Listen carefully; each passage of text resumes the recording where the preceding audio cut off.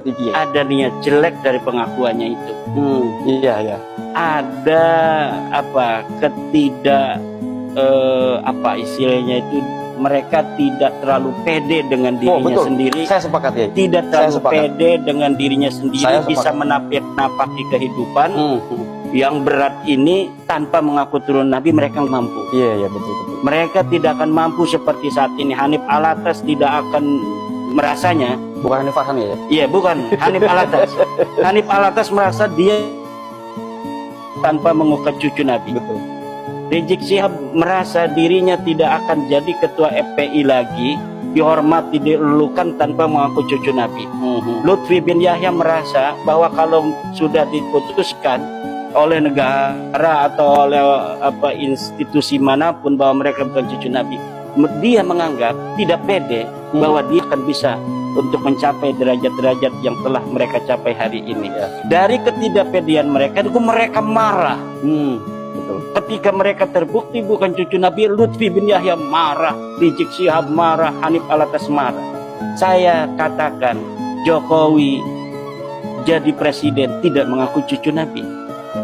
Dia bisa jadi presiden, bisa jadi hidup mulia. Prabowo Subianto dia jadi presiden tidak mengaku cucu Nabi, bisa toh. Kenapa Balawi nggak bisa?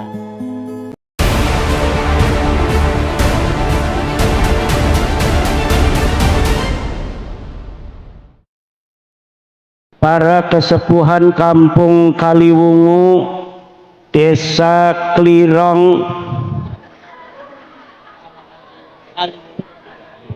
desa Kaliwungu, kecamatan Klirong, kabupaten, provinsi, negara, presiden, makan siang, alhamdulillah.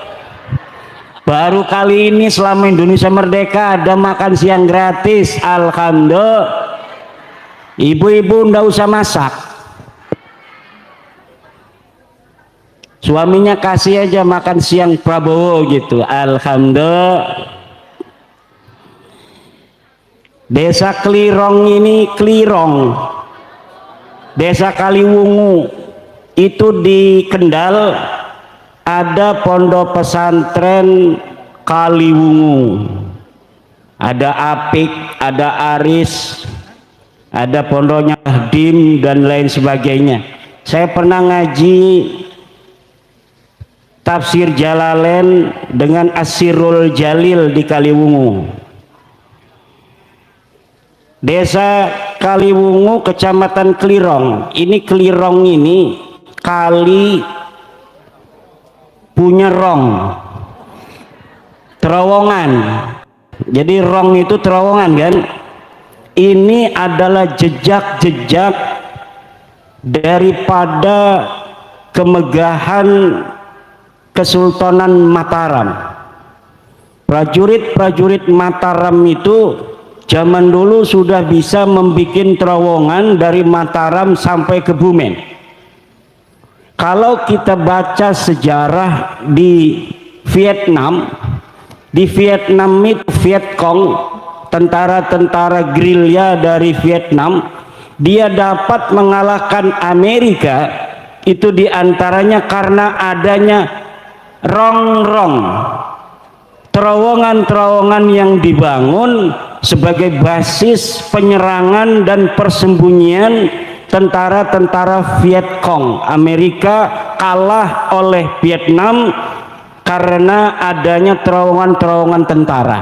Ternyata teknologi terowongan itu ratusan tahun yang silam sudah ada di Pulau Jawa, yaitu dari Kerajaan Mataram.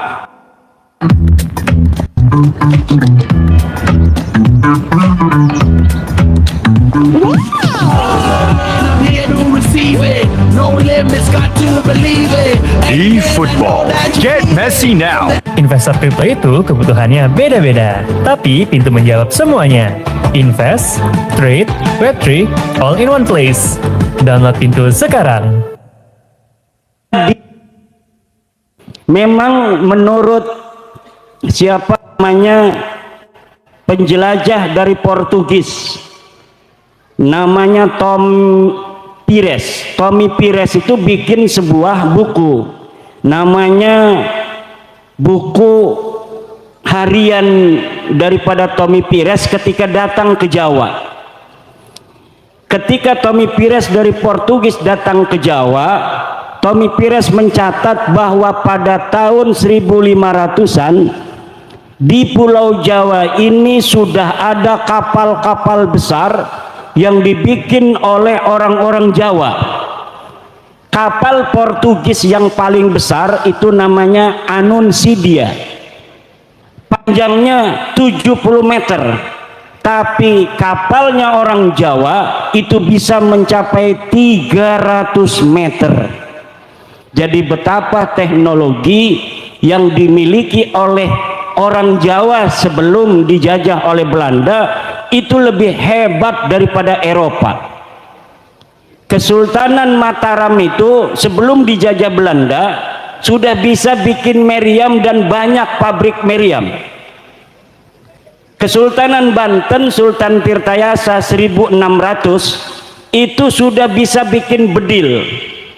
Ada pabrik bedil, ada pabrik mesiu di Kesultanan Banten sebelum dijajah oleh Belanda. Setelah dijajah oleh Belanda, kebesaran kita sebagai orang Jawa kemudian hari demi hari dikikis, kemudian diberikan sejarah-sejarah palsu bahwa orang Jawa orang primitif, orang Jawa leluhurnya tidak hebat, orang Jawa leluhurnya kampungan, sehingga satu generasi demi generasi itu tertanam di hati orang-orang Jawa bahwa orang Jawa bukan orang yang maju di masa lalu. Inilah cara penjajah untuk menghancurkan suatu bangsa dengan memberikan doktrin kepada masyarakat yang dijajah bahwa mereka keturunan orang-orang rendah. Padahal sudah terbukti orang Jawa keturunan orang-orang yang berperadaban tinggi. Peradaban di dunia ini yang tersisa hari ini selain di Mesir, Yunani, juga di Indonesia. Borobudur, Roro Jonggrang, Prambanan, Gunung Padang, itu adalah sisa-sisa bahwa leluhur kita dulu adalah orang-orang yang hebat, orang-orang yang maju. Maka jangan mau diomongin bahwa kita ini keturunan orang-orang rendah, orang-orang Jawa keturunan orang-orang primitif yang tidak tahu teknologi. Itu semua adalah doktrin untuk menjajah kita orang Jawa, orang Nusantara, agar apa? Agar kita menjadi mudah untuk dikuasai bangsa asing, bangsa selain bangsa Indonesia. Nah, Isra Mi'raj pada hari ini, Kampung Kaliwungu, Desa Kaliwungu ini, selain ngomong masalah sholat, juga ngomong masalah teknologi. Karena Isra Mi'raj ini menjadi sebuah isyaratan teknologian bahwa dulu Nabi Muhammad ketika Isra Mi'raj itu kalau dipikirkan secara biasa, secara sederhana tidak mungkin orang dari Mekah menuju ke Palestina dalam waktu 1 malam. Dengan onta saja 1 bulan pergi, 1 bulan pulang. Kenapa ini 1 malam? Belum mi'raj ke langit, pulang lagi sebelum subuh. Ini adalah tantangan teknologi bagi umat Islam, bahwa umat Islam tidak boleh ketinggalan teknologi.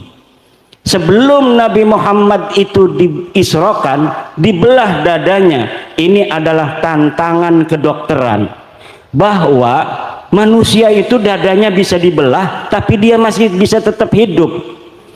Yang sudah dibelah banyak itu perempuan tapi nggak isro-isro. Betul apa tidak? Kadang-kadang satu ibu-ibu dibelahnya 3 kali tapi nggak isro-isro. Mi'raj mungkin Mi'raj itu artinya naik. Ya kalau Isra itu berjalan di waktu malam, tukang nyari kodok juga Isra itu lughatan. Kalau naik itu Mi'raj itu asal makna lugawinya naik. Jadi setiap yang naik-naik itu adalah Mi'raj. Orang naik kelapa itu lagi Mi'raj. Naik motor itu namanya ibu-ibu Mi'raj. Isra Mi'raj. Subhanalladzi asra bi'abdihi laila minal masjidil haram ilal masjidil linuriyahu min ayatina innahu huwas sami'ul basir. Subhanalladzi asra, maha suci Allah yang telah memperjalankan hambanya.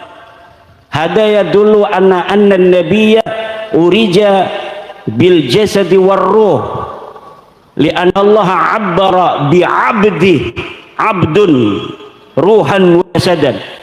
Jadi Nabi itu Isra Mi'rajnya ruh dan jasadnya, bukan hanya jasadnya saja, nggak ada ruhnya, orang mati itu mah. Bukan hanya ruhnya saja tanpa jasad, itu namanya orang ngimpi. Tetapi Isra Mi'raj itu ruhan wa jasadan, ruh dan jasadnya.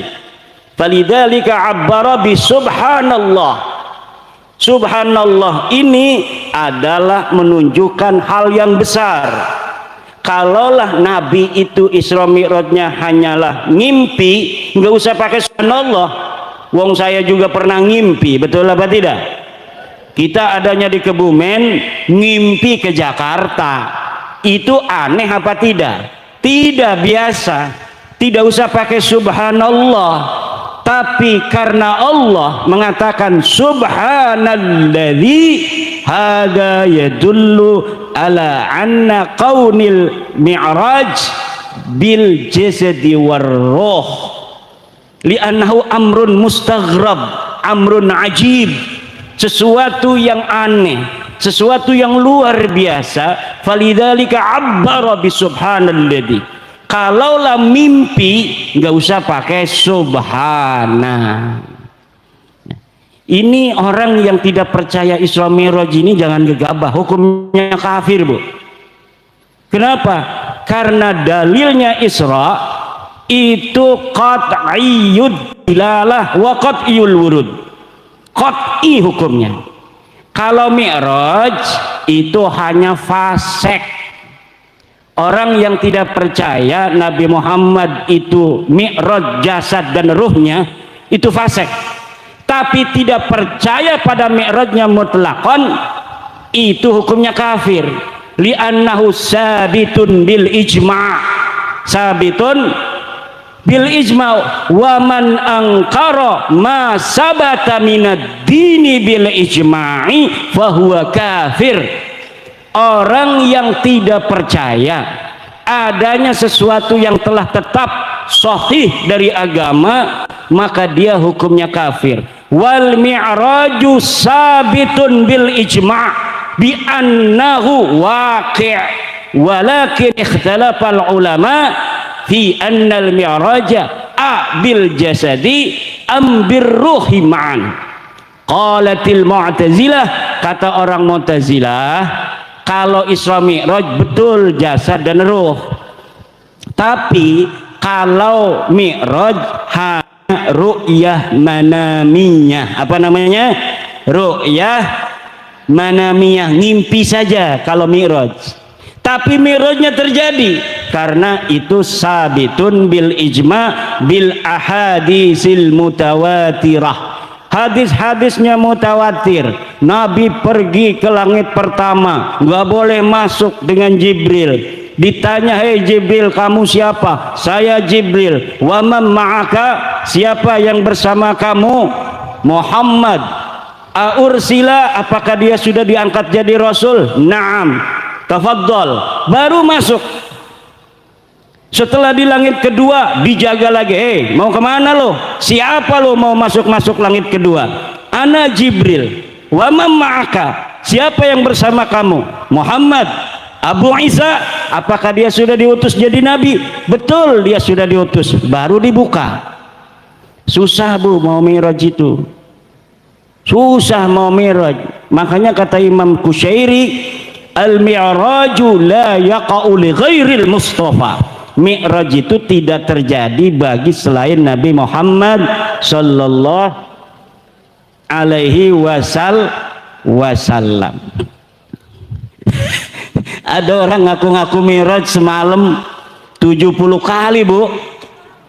Orang ini namanya Faqih Muqaddam. Dia berkata, urijabi ilas sama'i sab'ina marrah fi lailatin wahidah. Aku, kata Faqih Muqaddam, Mi'raj semalam itu 70 kali. Dan ontaku ini dia ta'rifu tara'iqas sama, dia mengenal jalan-jalan di langit seperti mengenal jalan-jalan di bumi. Masya Allah. Kata orang-orang Faqih Muqaddam itu kafir. Kata orang-orang kiai-kiai Indonesia ngomong di YouTube bahwa Faqih Muqaddam kafir karena dia mengaku bisa Mi'raj ke langit. Karena orang yang mengaku Mi'raj menurut kitab Mbah Hashim Asy'ari, kitab Risalatul Mu'awanah, manidda'a annahu manidda'a mujalasatullah manidda'a mujalasatallahi wal uruja ilaihi wa mukalamatahu kafir. Siapa orang yang mengaku bahwa dia mujalasatullah, dapat duduk bersama Allah, awil uruja ilaihi, atau mi'raj ke sana ke Allah, au mukalamatahu, atau dia ngobrol dengan Allah, fahuwa kafir, maka dia hukumnya kafir. Kata pembela Balawi yang kafir mah katanya kalau 3 dilakukan semua, mujalasatullah, uruj ilaihi, mukalamatahu. Kalau 1 doang mah enggak kafir karena pakai huruf atopnya waw. Kalau huruf atop waw katanya berarti semuanya harus dilaksanakan. Dia nggak ngaji alfiyah. Di alfiyah itu al-wawu li mutlaqil jam'i, mutlaqul jam'i wattifaqul fi'li. Jadi yang namanya huruf atop waw, ahwa mutaqaddimun, au huwa muqarinun, au huwa mutaakhir, itu pakai hurufnya waw. Bisa lebih dahulu, jaa zaidun wa amrun, itu mutlaqul jam'i, pokoknya datang ki Zaid dan ki Amr. Bisa ki Zaid dulu yang datang, bisa ki Amr dulu yang datang, bisa bareng-bareng datang. Kata pendukung Balawi, Faqih Muqaddam tidak kafir. Sama, dia nama tidak ada musamanya. Namanya dikarang di abad 9, keramatnya dikarang di abad 9, ceritanya dikarang di abad 9, dikatakan hidupnya tahun 653 Hijriah, dilihat di tahun 653 dalam kitab-kitab yang ada di tahun itu, banyak yang dikarang oleh para ulama, tidak ada di Tarim tahun 653 Hijriah dan sebelumnya, karena wafatnya 653. Itu ada seorang yang bernama Faqih Al-Muqaddam pernah hidup di Tarim. Jadi pengakuannya itu pengakuan yang dalam ilmu hadis disebut maudhu'un. Apa? Maudhu'un, palsu. Sejarahnya palsu, ngaku turunan nabinya juga palsu. Ini apa maksudnya? Suruh minum. Masya Allah, baik sekali ini. Namanya Kang Mas Saifuddin. Sedulur dengan saya, Imaduddin Saifuddin. Tiangnya agama, pedangnya agama. Istrinya berapa dia? Masya Allah, kasihan amat. Hampir 2 nggak jadi. Ya, namanya masyarakat kan ikut Pak Camatnya. Kalau Pak Camatnya minas suja, maka masyarakatnya minas suja. Kalau camatnya minal khaifin, warra'iyatu aula.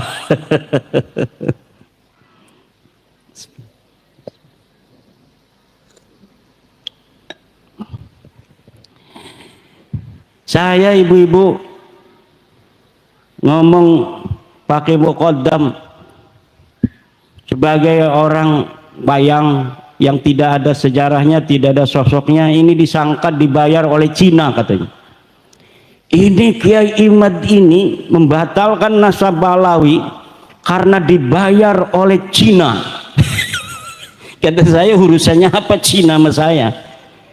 Apa untungnya Cina itu sama batalnya nasab Balawi? Sekarang kan di Banten lagi ada proyeknya Pak Jokowi dulu, proyek strategis nasional, namanya PIK 2. Saya kan nggak ngomong, mau setuju, mau menerima, mau menolak, saya nggak ngomong. Itu banyak orang-orang yang musuh-musuh Pak Jokowi itu sekarang lagi menolak proyek strategis nasional PIK 2.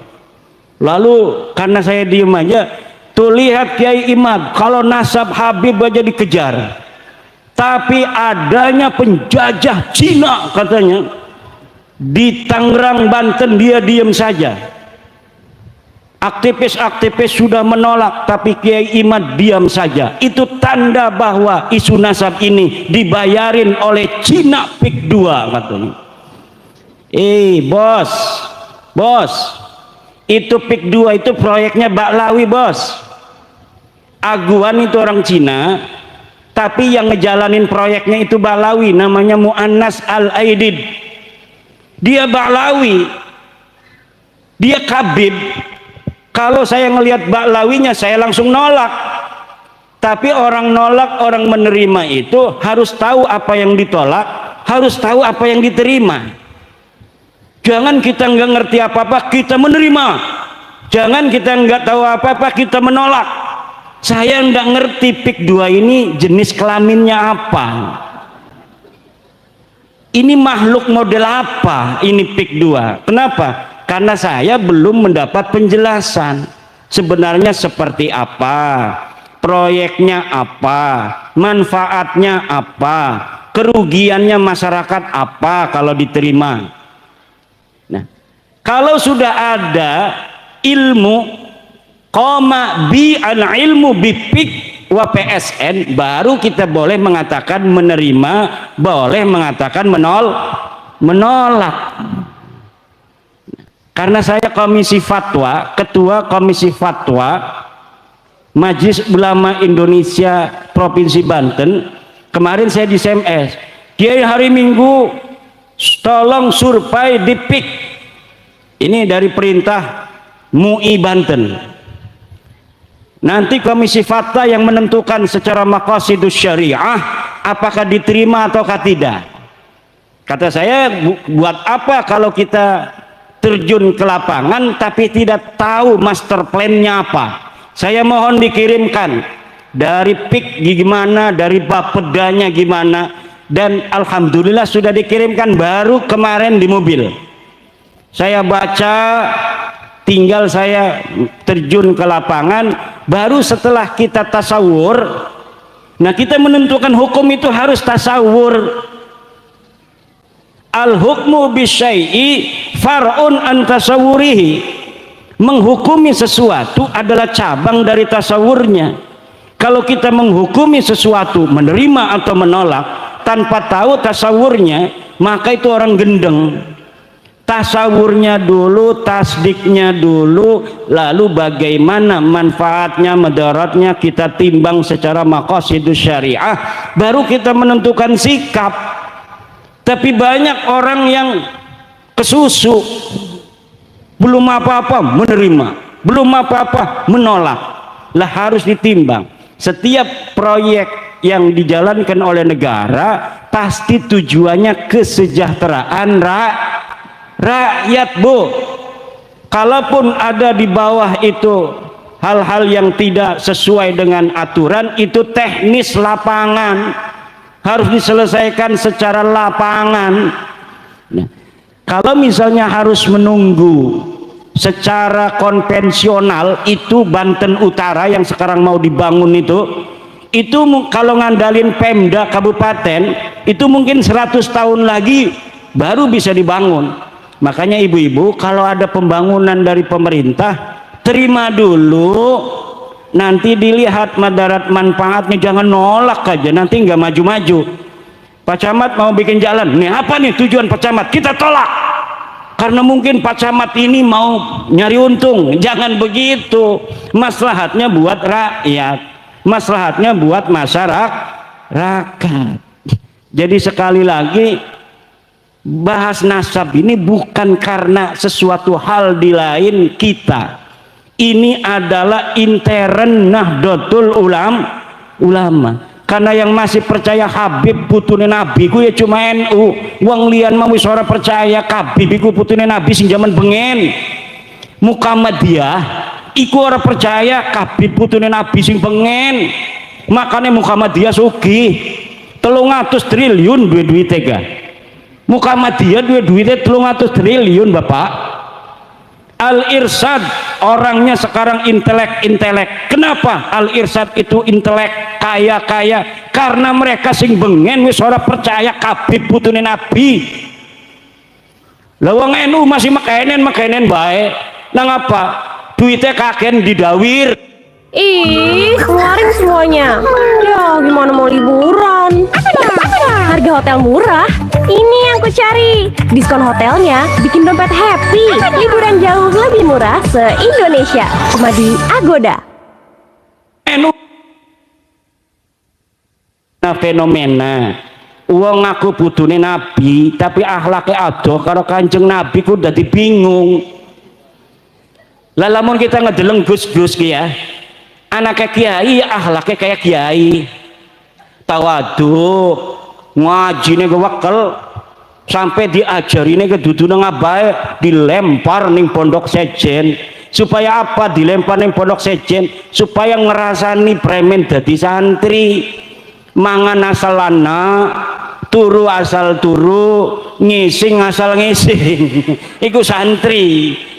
Lah anak kiai didokoni pondok sejen niku supaya ngerasani ari ilmu mah kiai negake ilmune, tetapi dudu hanya ilmu. Adoh saring wong tua niku membentuk karakter, adoh karo wong tua membentuk kemandirian. Weruh artine anane wong tua iku berharga lamun anak kita wis mondok Bu. Kalau anak kita dipondokin, dia akan merasa bahwa orang tua itu penting. Kikang Saipuddin bolak-balik melulu, Rabi masih ci, remen Mbak. Hampir 2 aja Rabi nih kini ngarep ki. Iya Rabi nih ya. Ndi Rabi nih Kang Saipuddin. Hati-hati dua laki ganteng makenen ki aja dilepas mekonon baik. Kalau mau narap nih Banten maning kudu dibaturi, bukan kecantolong Banten. Kayak kita ki didampingi bae nang Rabi karena weruh wong kebumen ayu, bukan kecantolong kebumen ning aku nih kundi Rabi kita nih kantika. Alhamdulillah berarti disayangi nang Rabi, dudu Rabi watir, dudu disayang. Ligane mewatir, dudu sayang. Ibu bapak hadirin ma'asyiral muslimin rahimakumullah. Karena orang NU ini percaya dengan adanya keturunan Nabi, bahwa turunan Nabi ila yaumil qiyamah ada. Turunan Nabi walaupun dari jalur Siti Fatimah perempuan, bagi kita Nahdlatul Ulama itu tetap dianggap keturunan Nabi. Sampai kiamat nanti Imam Mahdi akan muncul dari keturunan Siti Fatimah radhiyallahu anha. Engkau bu kiamatku anak perang besar. wong Banten, wong Kebumen jadi siji di bawah bendera Imam Mahdi. Siapa namanya? Imam Mahdi. Iki putune Kanjeng Nabi, arane Muhammad, abahe Abdullah, lahir ning akhir zaman, perang ngelawan orang-orang kafir di bawah bendera la ilaha illallah Muhammadur Rasulullah. Iki yang akan menjadi panglimanya adalah cucu Nabi asli pakai sod. Makanya kalau sekarang ini Bu, kita biarkan orang-orang yang bukan turunin Nabi ngaku-ngaku putune Nabi, iki bahaya. Karena engkone anak uang ngaku-ngaku Imam Mahdi palsu, ngaku Imam Mahdi padahal dudu Imam Mahdi. Darane ngajak ning surga, ligane ngajak ning neraka. Bahaya. Maka wajib yang bagi likulli ahadin ayyakuna lahu ghiratun fi hadan nasabi syarifi hatta la yantasiba ilai ahadun illa bihaqqin, qalahu Ibnu Hajar Al-Haytami. Wajib yang bagi bima'nal wujub, wajib bagi siapa saja untuk mempunyai kecemburuan akan nasabnya baginda Nabi, sehingga tidak ada yang berani ngaku-ngaku putune Nabi illa bihaqqin, kecuali dengan hak. Apa maksud illa bihaqqin? Pertama, harus bisa dibuktikan secara ilmu nasab. Coba deke ngaku aran-arane putune Nabi ku sapa-sapa. Oh je pulan bin pulan bin pulan bin pulan, analakan ing kitabe. Wah, iki kabib wis tak teliti Bu. Lakan ing kitab-kitab ngaku putune Nabi ning Indonesia. Dheweke teka 100 tahun sing wingi ngaku ning Indonesia teka iku putune Kanjeng Nabi. Wong Indonesia ngormati.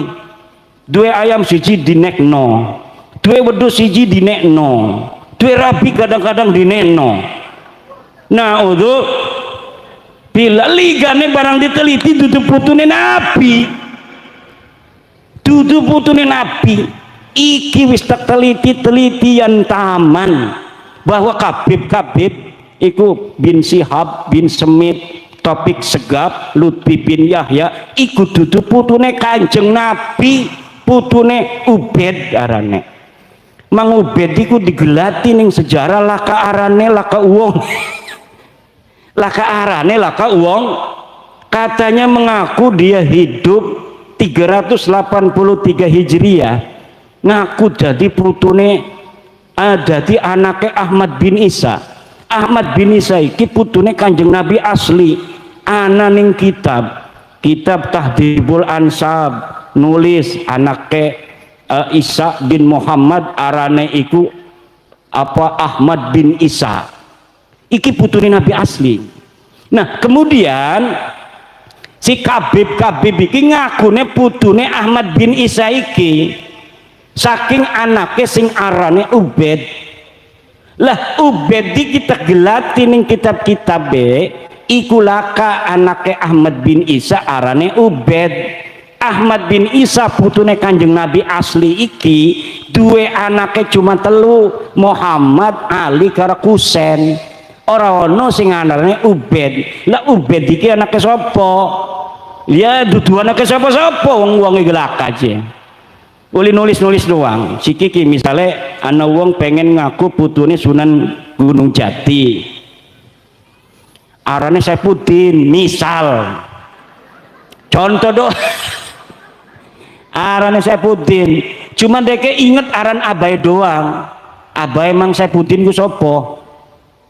Misalnya Sahrudin ya, Saifuddin bin Sahrudin, kan Sunan Gunung Jati 500 tahun sing wingi. Lah orang urus sapa-sapa diukur nang deke otake cerdas.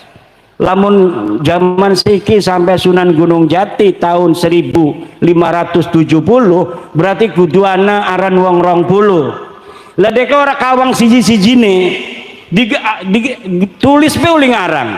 Saifuddin bin Sarudin bin Samsuddin bin Nasruddin bin Jalaluddin bin Khairuddin segala, sampai bin Sunan Gunung Jati. Tidak berdasarkan cerita sejarah yang asli, tidak berdasarkan kitab nasab.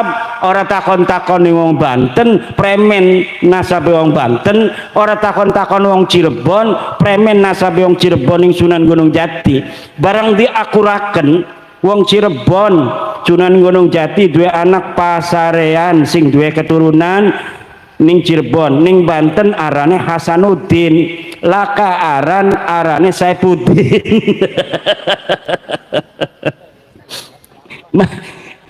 Iki mang jere mang Saifuddin si kiki ngakuni Sunan Gunung Jati, deke Saifuddin bin Binanu bin Saifuddin maning bin Sunan Gunung Jati. Pas diteliti kepada manuskrip asli yang ada pada tahun 1500 Masehi, Sunan Gunung Jati dua anaknya lanang roro ning Cirebon siji sing dua keturunan arane pasarean nurunaken keluarga buntet Gus Abbas ketua umum PWI-LS, ning Banten nurunaken Maulana Hasanuddin dua keturunan para raja-raja Banten. Laka anak Sunan Gunung Jati arane Saifuddin. Lah iki kira-kira diterima ta boten ku? Mang Saifuddin ngaku putune Kanjeng Nabi, putune Sunan Gunung Jati setelah 550 tahun dari hidupnya Sunan Gunung Jati. Sementara kitab-kitab yang ada menerangkan anak yang berketurunan laki-laki dari Sunan Gunung Jati cuma Pangeran Pasarean dan Maulana Hasanuddin Banten. Pasti ki aran Saifuddin ngakune Saifuddin niki anak Sunan Gunung Jati mbeke lahir di dokoning perahu, kemudian di tengah kening laut kegawa sampai kali manjing ning Kebumen. Terus barang wis manjing ning Kebumen dicukut nang wong Kaliwungu. Ko makame digawe nang Kang Saifuddin makame ning Kaliwungu, makam Pangeran Saifuddin bin Sunan Gunung Jati Syarif Hidayatullah. Ya wong ari sing bloon mah percaya bae. Wih jere wong-wong lian sing ora percaya, wah iki palsu iki guys. Aja suudon nih wong Islam kudu husnudon. Wis dipercaya be menawi teh bener, bukan duraka kewalat sirah ning Mang Saifuddin. Lah siki ge makonon, Bu. Saya bawa dalil nih bahwa pengakuan KB Balawi sing ngaku putune Nabi itu palsu. Deke ngaku ning tahun 895 mulai ditulis oleh Ali Asakron. Ali Asakron iki buyute Habib Sihab segala macam iku, Habib Rijik, Habib Bakar kayak iku buyute arane Ali Asakron nulis kitab putune Nabi tahun pira 895 Hijriah. Tahun 895 Hijriah merenekakan kuis pirang tahun 500 tahun Bu wis ngakune. Bener ora pengakuan tahun 895 ki? Bener ngakune ku. Kitabnya sampai sekarang bisa dibaca. Kitab Al-Burqatul Musyiqah karangan Ali Asakron. Nah, sebelumnya ini di tahun-tahun 895 iki akeh kitab nasab sing wis ditulis. Anak putune Nabi ku kitabnya wis ditulis sing abad keloro Hijriah. Abnaul Imam fi Misra Wassam abad keloro Hijriah. Ditulis Ibrahim Toba tahun 199 Hijriah. Nasabu Quraisy abad keempat, Siri Silsilatil Alawiyah abad keempat, Tahdibul Ansab abad kelima, Muntaqilatut Talibiyah abad kelima, Al-Majdi abad kelima, Sajarah Mubarakah abad ke-6, Al-Asili abad ke-7, Al-Fahri abad ke-7, As-Sabatul Musal abad ke-8, Umdatut Talib As-Sugra, Umdatut Talib Al-Kubra abad ke-9. Dari mulai abad ke-9 sampai abad ke-3 ke-4 itu tidak ada Ahmad bin Isa ditulis punya anak namanya Ubed. Makanya mereka tidak bisa jawab sampai sekarang karena saya punya kitabnya. Kitab akeh, deke orang dua kitab. Ngadu-ngadune kula diadu karo Senawawi. Senawawi telah berkata di dalam kitabnya. Senawawiku anaknya Kiai Umar. Kiai Umar iku wong tenara karo kresek iku parak Bu, tetangga. Ngajine ning ponakan buyut kula arane Kiai Ayib. Kiai Umar ngaji ning Kiai Ayib. Syekh Nawawi digawa-gawa sing cilik melik pinter luwih. Kiai Ayib ngajine Bidayatul Hidayah. Nyeluke Bidayatul Hidayah. Dimarahin nang Syekh Nawawi masih cilik, wis ngaji amil.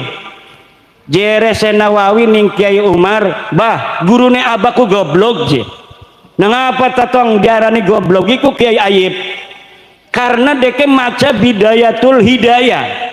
Harus sebah dibacanya Bidayatil Hidayah karena ana huruf jer B. Karena mereka ngaji amil an-naul awwalu hurufun tajurrul isma faqat wa hiya al-ba'u wa min wa ilaka. Al-ba'u iki huruf jer. Setiap kalimat kependak B wajib dibaca jer. Bil madrasati, orang uli dibaca bil madrasatu. Iku diajari nang abae. Senawawi diajari nang abae mekonon lagi ngaji amil. Barang gurune abae maca Bidayatul Hidayah disalahna. Ngakunya orang bisa aja gurune abahku. Laporan Kiai Umar ning Kiai Ayib. Kiai Ayib kong kresek. Jere Kiai Umar, Yai Nawawi kijeng nyalahaken Yai, nyalahaken premen, ngakune Yai ku salah macane Bidayatul Hidayah, kudune Bidayatil Hidayah. Jere Kiai Ayib iki bakal pinter luwih ki anak kira-ki. Pondokaken masih cilik ya.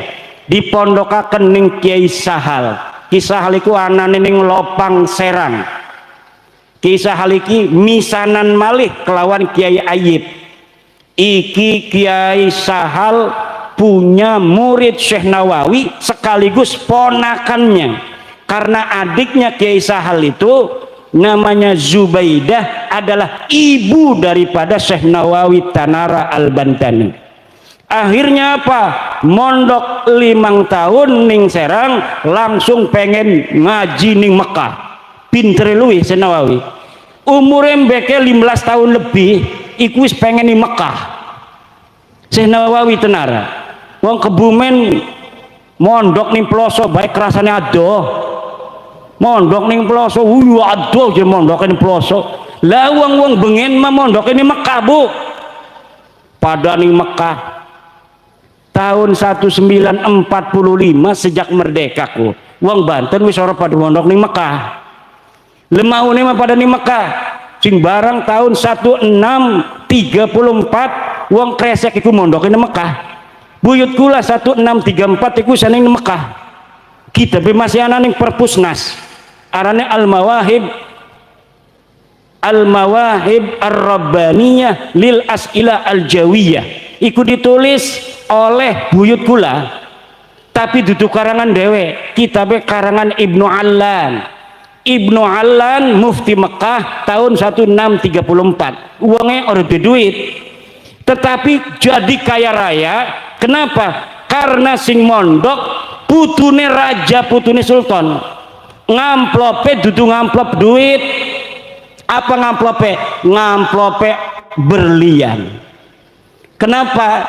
Karena Banten zaman bengen niku kaya raya, Bu. Orang kayak Siki. Siki provinsi Banten jadi termiskin se-Indonesia. Bengene itu terkaya se-Indonesia.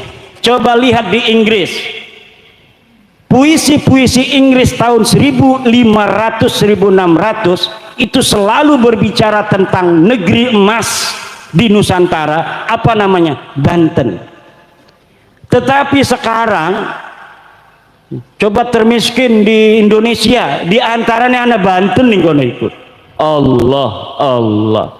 Ibnu Allan mondok, sing mondok itu Sultan Abul Ma'ali Ahmad karo buyut kula Arya Wangsakara. Mondok ning Mekah 4 tahun. Entas mondok ning Mekah balik. Ya balik entas mondok ning Mekah ngegawa kitab, ngegawa bendera Nabi Ibrahim.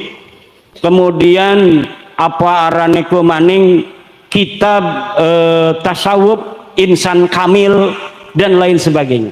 Zaman bengen wong Banten tahun 1634 wis ngaji kitab Insan Kamil karya Al-Jaili. Iku tasawuf falsafi. Makanya akeh sing rada halu-halu pengen jadi wali-wali melulu. Karena ngajine wis kitab tasawuf Jawa bengen iku. Pengen jadi wali, pengen tapa. Raja-raja Banten lamun masih ngisi tiap dina iku ora dianggap nang abae. Ke qadaul hajatnya itu 15 hari sekali. Kenapa? Karena jarang makan. Barang anak putune pada lemu kabeh. Buyut-buyute bengen dadi raja iku diperhatikaken karena anak telik sandi sing tukang merhatikaken iki anak-anak raja. Siapa sing tukang ning kamar mandi? Lamun sing tukang ning kamar mandi berarti tukang mangan, tukang nginum. Nah, iku Sultan Maulana Hasanuddin 15 hari sekali masuk kamar mandi nih. Masya Allah.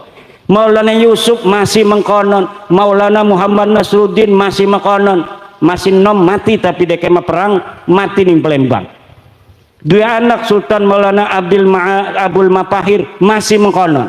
Dua anak Sultan Abul Ma'ali Ahmad masih mengkonon. Dua anak Sultan Tirtayasa masih mengkonon. Guru Sultan Tirtayasa wonge guru masih ana lukisanane ning Inggris.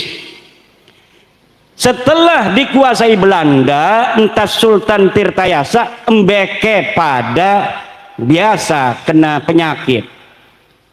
Pada pengen ake mangan, embeke pada lemu-lemu potone.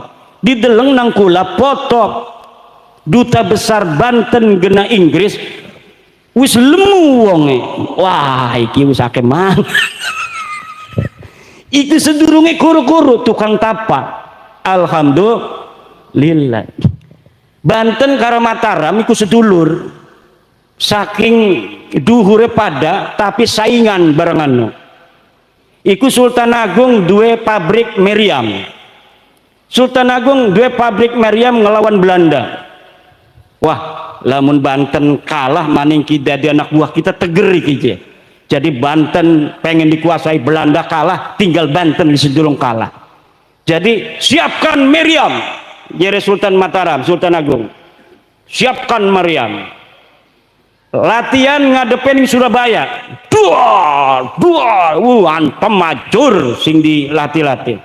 Coba jajal ning kulon, ning arah Banten. Barang ning arah Banten di dokane. Cepluk lah kasih ngejebluk. Iki keramat jinjiban bengen ku. Jadi asal diarahaken belatiannya kuning arah Banten. Iku orang muning, orang meledak, jebluk. Iki masih ana ning buku historia sejarawan. Coba deleng ning apa arane internet. Mataram serang Banten, meriamnya nggak ngejebluk-jebluk. Itu masih ada sampai sekarang. Yang nyatet siapa? Apakah orang Banten? Enggak, orang Banten nggak tahu apa yang terjadi di Mataram. Zaman bengen lah ke medsos. Jadi gua ngomong Mataram dewek sing nulis. Asal Arab nyerang Banten, iku meriam latihan iku lah sing ngejebluk. Bahkan coba penasaran jadi Sultan Jogja ku. Coba sebalen maning ngejebluk orang merana, ngejebluknya ning jero meriame. Buledak. Jadi meriame milu hancur. Bengi-bengine Sultan Mataram ngimpi pada bisulan. Barang ngimpi bisulan isuk-isuk masih gatel. Gatel. Iki gara-gara penasehat kon nyerang Banten iki. Wis ora uli nang abae. Abae Sultan Agung deke iku anaknya Sultan Agung arane Amangkurat. Wis ora uli nang abaga pengen aja gawat-gawat sira. Macem-macem wani nyerang Banten. Wis diantepakan me Banten memekonon ku bae itu. Barang anaknya mus kalah Belanda ku Banten gak kudu kalah ya. Akhirnya pada ngimpi ora bagus sampai ngimpi bisulan barang dikrowek tangi-tangi masih gatel. Lah iki persahabatan zaman bengen antara Banten karo Mataram. Sampai sekarang kudu sedulur bae, wong sedulur ya kudu sedulur aja, kadang-kadang hawak. Wih, lamun kabeh mah teger ki dikuasai ya. Aja macam-macam iku. Ibu bapak hadirin ma'asyiral muslimin rahimakumullah. Dalam jam rolas kulane ayun wenten acara male adoh ning daerah Jawa Barat ning gunung dados perjalanannya itu 8 jam yai. Jadi nanti nggak mampir lagi yai ke Jetis habis ceramah ini, karena tadi udah makan dulu, akan langsung menuju ke Jawa Barat ning gunung, supaya kita sebagai warga NU iki pada paham kabeh bahwa Habib iki tutupune Nabi. Lamun wis paham, kita ora bisa ditipu. Kadang duit 200.000 teka Habib, yai minta uang buat haul. Rabi mah nginte be marah-marah, awas dinekakan tabok ya, awas dinekakan tabok. Ligane kiai mah karena hatine alus dinekakan bae wis rabi marah-marah, setan doang rabi ki. Ora demen ning putune Rasul ya. Siki mah menawi ora bisa maning dikononakenku. Wah, anak kiai dijaluki 40 juta iku ning Purbalingga ning Banyumas. Dijaluki 40 juta dinekno. Barang tak maning wis ana kajian kula bahwa Habib dudu putune Nabi ngejaluk 40 juta maning dheweke pura-pura edan. Kiai nek kok. Kiai Imad pahlawanku, Kiai Imad pahlawanku. Dadine liki sapa Habib kabur stres di wong iki ya. Ya iku daripada 40 juta hilang, lebih baik kedeleng stres. Makanya ibu-ibu dan bapak-bapak insya Allah kajian ilmiah iki senajan sebenarnya iki kajian ilmiah ora perlu ana pengawalan daripada laskar-laskar, karena kajian ilmiah itu kalau sudah jadi kajian ilmiah sebenarnya ya sudah, tetapi ini ada aksiologis kaitan kemanfaatan dengan masyarakat, di mana sebuah kajian memiliki relasi kepentingan masyarakat, di mana sebuah pengakuan cucu Nabi ini berkaitan dengan hal-hal spiritual. Orang kalau sudah ada orang ngaku cucunya Nabi, maka orang yang merasa umatnya Nabi Muhammad akan terdorong untuk mengabdi, terdorong untuk menghormati, mentakzimi. Nah, dari pengakuan ini oleh sebagian orang dimanfaatkan untuk memeras, untuk membohongi, untuk mengeksplorasi, untuk menguasai dan lain sebagainya. Sejarah dipalsukakan meneng baelah kasing wani. Wis beruning desane iku laka Mbah bin Yahya. Tiba-tiba ana sing ngomong iki ning kene ana makame bin Yahya. Lah kasing wani kiai negawut dining putune Kanjeng Nabi. Kawin karo sapa mrene iku digawa sapa. Lamun laka sejarah mekonon wis iku berarti makam palsu. Apa tujuanane? Tujuannya deke supaya diaku nang wong kono. Engkone wong konone ngerasa oh iki ki bengen sing mendirikan kampung kita. Karena ku diucapaken ning konone Umar bin Yahya wafat tahun 1500. Sedang siki wis 2025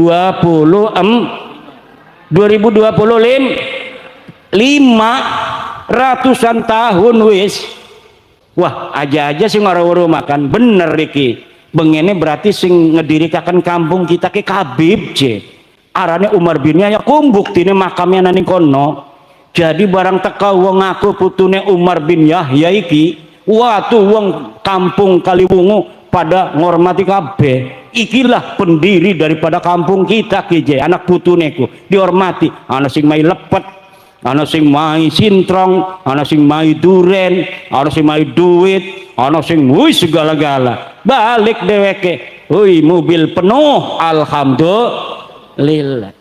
Ku supaya makanan ku bu nipu-nipune ku. Sedang wong Jawa iki diajarine tata krama, terima kasih ning wong sing wis pernah berjasa. Man lam yashkurin nasa lam yashkurillah. Orang yang tidak bersyukur kepada manusia, dia tidak bersyukur kepada Allah. Jadine wong kita kene mah nang apa uang baik iku sing nyaman bengen abae anaknya dihormati karena ngerasa terima kasih ning abah tuane bengen. Nang apa anak-anak kiai gampang dihormati nang para wong desa karena inget abae bengen gitu badan. Nah siki anak wong ngaku putune nabi komo pisan uang anak kiai be dihormati komo ngaku putune kanjeng nabi. Lalamun uangnya bener putune nabi izin, ketika dia ketahuan cucunya nabi dia malu menyembunyikan diri nggak ngaku-ngaku. Lamun putu asli ciri-cirinya makonon, lamun putu palsu mereka teka assalamualaikum ana Ali bin Husain bin Yahya ana min dzurriyyati Rasul ana min ahli bait ana mau haul ana akan ngundang para ulama habaib. Biasanya habisnya 40 sapi 500 kambing. Udah kiai sapi aja 2, kiai sapi aja 2. Kalau kiainya model saya yang nggak punya duit aman. Tapi kalau kiainya model Kiai Wahib yang banyak duitnya, waduh, sapi minimal mintanya 2, 1 dikasih itu. Gitu badan. Kalau datang ke saya yang nggak punya duit ya susah. Tapi kalau kiainya yang punya duit, mahabbah kepada nabinya tinggi, gampang dibohongi, gampang tipu. Bapak Camat pengen naik jadi bupati, insya Allah tidak pakai partai lagi, nanti akan jadi bupati. Kata Pak Camat, goblok lo, orang jadi bupati harus punya partai. Katanya nggak usah, nanti akan jadi bupati sendiri, paling jadi PJ itu. Tapi ada maharnya Pak Camat, maharnya itu cukuplah kalia, karena bupati paling kalia. Tapi kalau presiden mau nyalon presiden datang kepada cucu Nabi, Allah, masya Allah, alhamdulillah, khair, Alphard, mintanya Alphard itu kalau calon presiden gitu. Tapi kalau calon lurah ya biasalah motor Honda gitu. HP kalau pengen jadi RT itu. Ya jadi yang model-model begini yang tidak baiknya insya Allah dengan adanya kajian ini orang-orang baiknya juga ada dari mereka. Tapi banyak yang gak baik begini yang keliling-keliling ini nanti tidak akan ada jalan lagi untuk menipu masyarakat wabil khusus Nahdlatul Ulama. Karena kalau orang Muhammadiyah wis ora percaya sing bengen makanya sugi-sugi. Wong Ali Irsyad ora percaya, wong HTI ku ora percaya, wong PKS ku ora percaya senajan sikine baturan kayak kuma kepentingan politik, atine mah dek ora percaya. Tapi wong NU senajan sejen pilihan presidene, senajan sejen partai, lamun ana wong aku turunan Nabi, iku pasti dihormati. Kenapa? Karena cinta kepada baginda Nabi.